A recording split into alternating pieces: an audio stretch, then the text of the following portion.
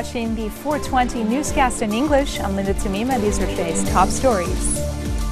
On the occasion of Easter, Maronite Patriarch Bashar al-Ra'i renews calls to elect a new president. The Saudi-led coalition pounds rebels in southern Yemen as the UN Security Council prepares to discuss calls for humanitarian pauses in the war.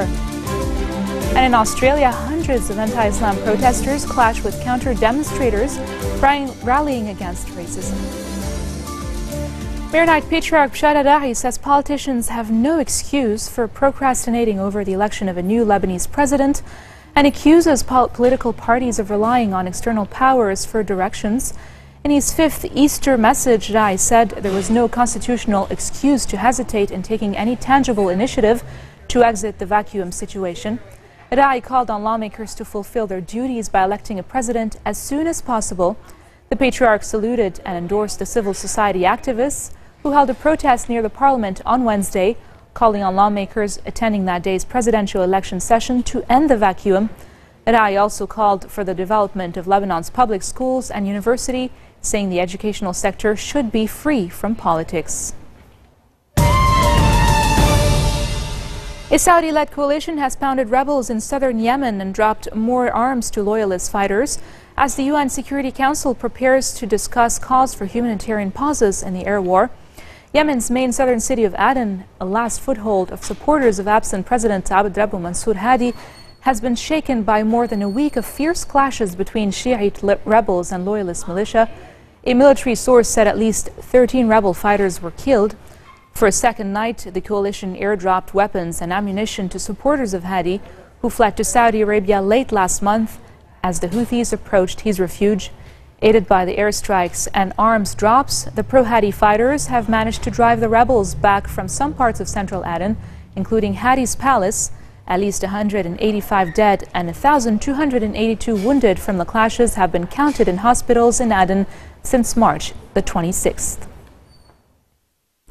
U.S. President Barack Obama has assured Americans that a newly negotiated framework for a nuclear pact with Iran was a good deal, as he sought public support for a diplomatic breakthrough that many in Congress oppose. A day after placing calls to top U.S. lawmakers to urge support for the agreement, Obama pressed his case that the deal will ensure Washington's longtime foe will not be able to build a nuclear weapon. The White House hopes support from the U.S. public for its negotiating efforts will help sway skeptical lawmakers. In his address, the president noted that the deal will commit Iran to inspections and transparency for many years. And in Kenya, Al-Shabaab, the Somali armed group that carried out a deadly attack on a university killing 148 people on Thursday, has threatened to stage more attacks in the country. In a statement issued today, the group warned Kenyans that their cities will run red with blood. Four Shabaab fighters stormed the Garissa University College campus in what appeared to be an extensively planned-out attack, which the group says was to avenge Kenya's involvement in Somalia. Kenya's Interior Ministry said 5 men suspected accomplices were arrested in connection with the attack.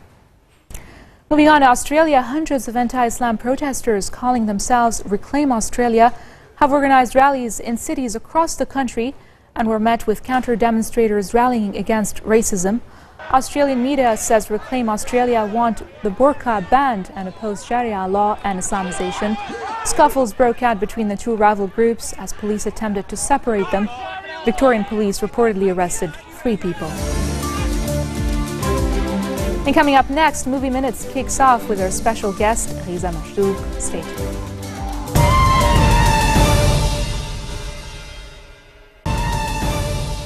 Welcome back, and now we turn to Movie Minutes with our very own Yumna Naufal.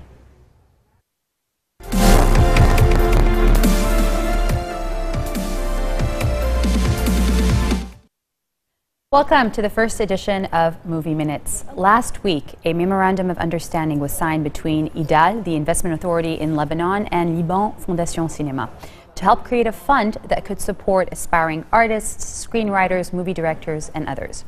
Now, this was an important step in Lebanon because there is so much talent, and at the conference where the MOU was signed, they said that supporting the media industry in the country could help the economy as well as create jobs and, of course, put Lebanon on the map. Alam Sabah, host and colleague of mine who was also present there, Ms. Riza Majdoub, is here today. And I'm going to start by asking you, how important do you think cinema is in Lebanon? Hello, Yumna, and hello to everybody. Definitely, cinema is very important, and Lebanon has always been a hub for cinema. It's always been an exterior decoration for everything, and usually people used to come here.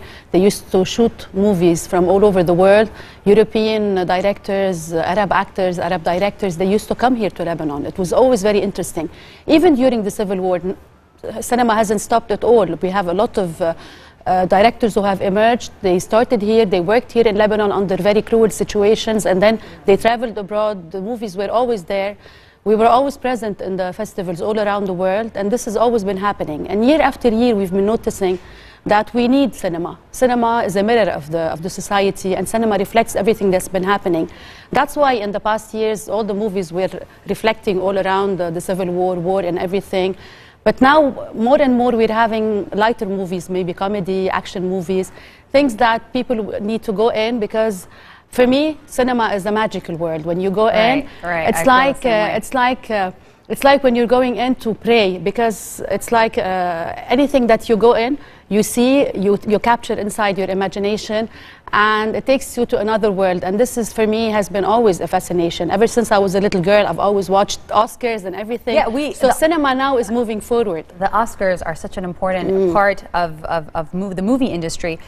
You know, you were present at the conference. Yes. And we spoke about how important it was to develop the media industry in Lebanon and the movie industry. And speaking of the movie industry, in the last 2 days alone, we have seen record-breaking numbers for the movie The Fast and Furious 7, which had its premiere 2 days ago.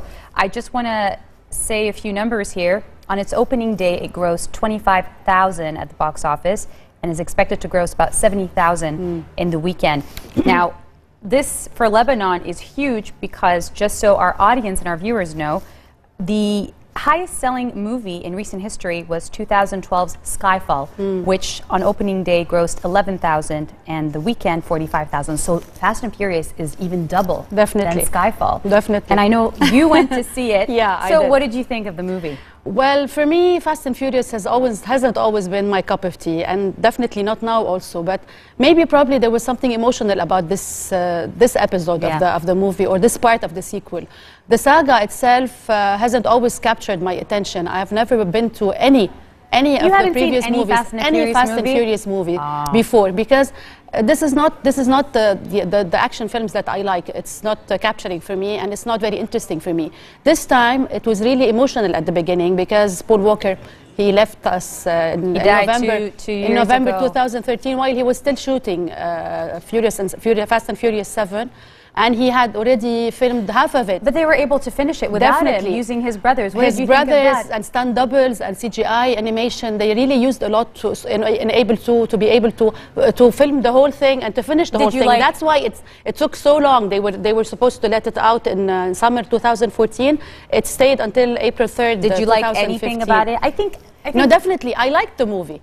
The movie by itself is nice. The fans love it. The budgets, they go up every time you watch such a film. For us also, it was the emotional side first, with Paul Walker not being here to attend the premiere, and everybody around him, the family, and the team itself of Fast and Furious. They were so emotional while they were screening and premiering the film all over the world. It was really such a hard thing for them. I heard it during because they're very, very, very good friends with him, and now they're also like a family. For 14 years, they've been working on this film since 2001. Definitely. It's unbelievable. It's really very hard for them. And for us also, for the Middle East, it was shot, some of it was shot in Abu Dhabi, and we have also a Lebanese car, which was funded by a Lebanese bank, which is the FFA private bank. The Lycan Hyper sport car, the red car in the Etihad Towers, it was a Lebanese car by a Lebanese car manufacturer who is Ralph Dabbas. He made only 7 cars in the world, and it's $3.4 million cars. So I know. And people were interested. You have to see it in the movie. It's phenomenal. This movie is outrageous. It's outrageous. And you know, it is definitely what fans have expected. Definitely. You know, and at one point in this movie, and I couldn't help myself but saying, come on, no, it's too much. No, I think a lot of people were like, but this is over the top. But fans of the Fast and the Furious expect it to be over the top. Yeah. This is the 7th series in the franchise. The And franchise, it seems that they're still moving they on. have to keep they have to keep outdoing themselves year after year. But I think, as you said, it is over the top. It's funny at moments, but they were able to capture an emotional side and an emotional part. We're not going to ruin it for our audience or our viewers. No spoilers. But definitely noticing that this was Paul Walker, and it was a movie that was dedicated to Paul Walker. It was his last. Yeah, it was his last movie. And it was the longest one because it was his. And also we've seen participations from many actors. Jimon Hunso, who's an Oscar-nominated actor for Blood Diamond and other movies. Also, Kurt Russell. Jason Statham as the villain action? You couldn't pick a better action villain than Jason Statham. It doesn't get better than that with action. Nobody could have done it better. No, that's one. And then I think, like you said, they're a family now. After 14 years, you see this cast on screen. And they're amazing together. They just—it's like a family. And even Vin Diesel says, "This is my family. These are not my friends." And I think it was very nice of them to be able to pull off an action movie with, again, ridiculous sequences with the cars and with that Abu Dhabi sequence as well. And at the same time, have an emotional side to it, which was very touching, which you don't find usually in a lot of action movies. No. But anyway, the season is coming up with many good films, I hope. And the Lebanese cinema also is waiting for many movies, and it's been flourishing lately in a very good way, so hopefully for the best, and especially for the new talents, because I've been a member of the jury for many film festivals, and I've seen a talent that's really been hiding for so long in the Lebanese students. So hopefully, and we cross our hands with the MOU that's been signed between IDAL and between Fondation Liban Cinema, they're going to have a lending hand so as to help them to build a better career for the future of cinema, because really it's a huge industry and we can build a lot of movies, not like Bollywood who's producing 1,000 movies a year. Well, they have a lot more people. They have a lot more people in Bollywood, so I think that's probably but hopefully we can export a lot of movies also, a lot of Lebanese movies. Moment of truth. On a scale of 1 to 10, what would you rate Fast and Furious 7? Well, for me, I don't want to be very subjective, but it's very difficult for me not to be subjective. It's difficult for me anyway not to be subjective, because usually also when I say there's a horror film, I say for the lovers of the genre, because I don't like horror movies. And just like these action movies... Give me a rating. Probably I would give it a 5 or a 5.5 max, not more. Although it's been given on IMDb 8.3. I'm going to give it an 8. I'm going to give it an 8. I thought that it was exceptional. They outdo themselves every time. They have to keep. There's 7 now. Now there's going to be an 8. There's going to be an 8 more. And I think just for pure entertainment purposes, people, I don't know what people expect. I had people telling me they were criticizing the screenplay, the acting. I said, you're not going to watch an Oscar-nominating film.